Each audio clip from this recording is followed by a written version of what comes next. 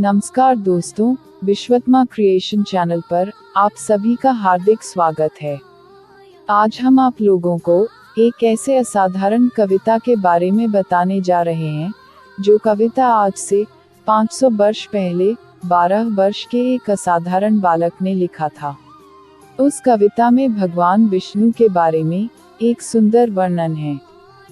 वह कविता असाधारण इसलिए है कि वह कविता सिर्फ व्यंजन वर्ण से लिखा हुआ है, जिस कविता में स्वर वर्ण का व्यवहार एक बार भी नहीं किया गया। क्या आप उस कविता के बारे में कुछ जानते हैं? आइए आज उस कविता के बारे में कुछ जानेंगे और उस कविता को भी सुनेंगे।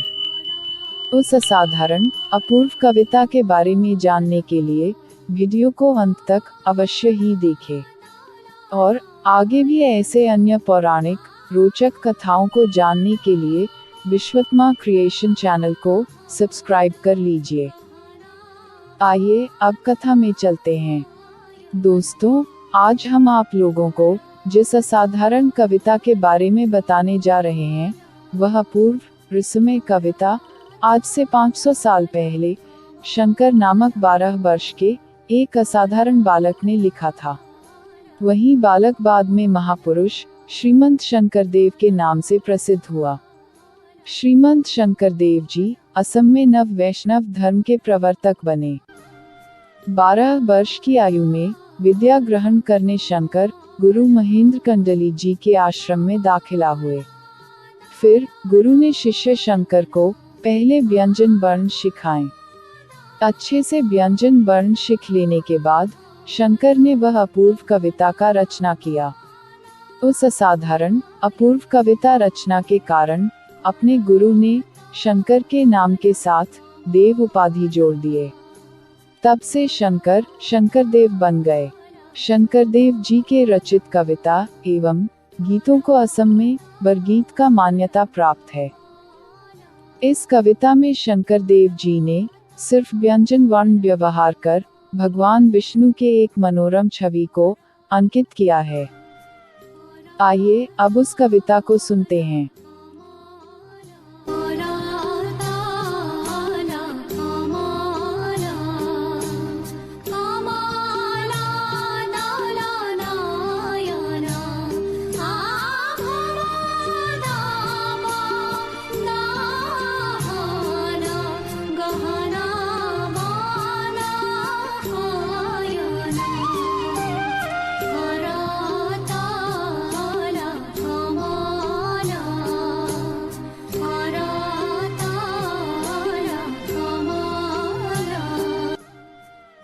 भगवान विष्णु के कर तल अर्थात हाथ के तलवों में कमल यानी पद्म चिन्ह हैं और विष्णु के नयन यानी चक्षु पद्म के पंखुड़ियों जैसे हैं। और भगवान विष्णु जो संसार के हर सुख दुखों का स्वामी है, वही हमारे दुखों का दहन यानी अंत करते हैं और सुख दुखों से बने गहन वन अर्थात घने अरण्य में शयन करते यानी सोते हैं।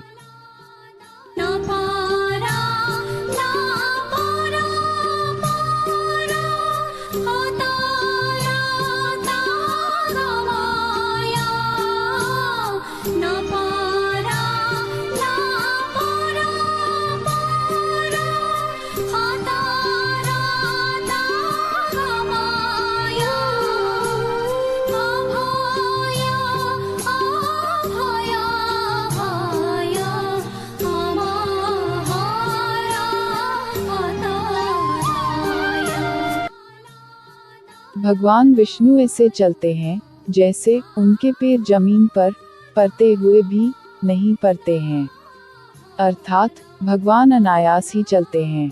और हम भगवान विष्णु को प्रार्थना कर उनके शरण में जाए तो संसार के सभी प्रकार की भय माया मोह बंधन से छुटकारा मिलता है।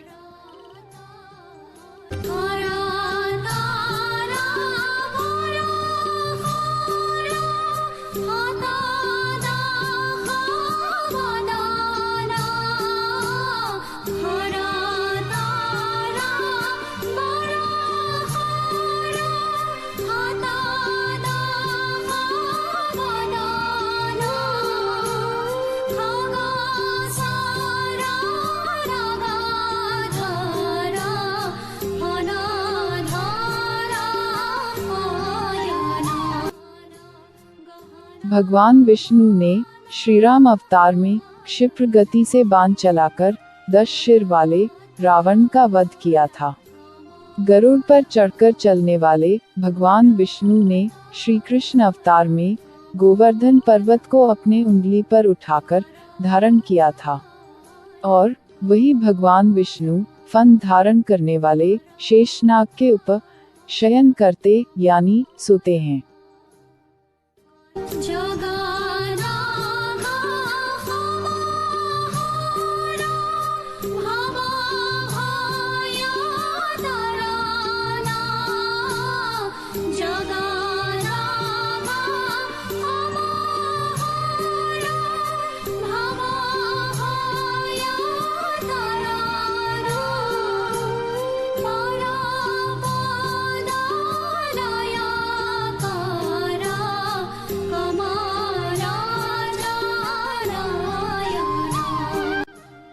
भगवान विष्णु ही इस संसार के सभी कार्य कारण का मूल हैं।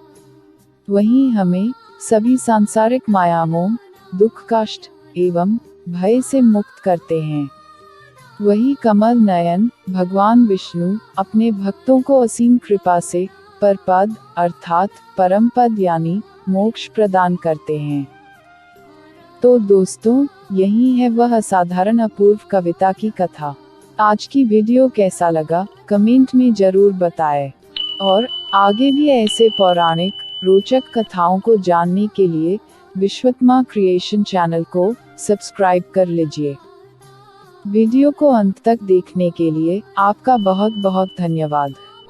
आगे अन्य एक रोचक कथा के साथ फिर मिलने की आशा से आज के लिए विदा लेता हूँ।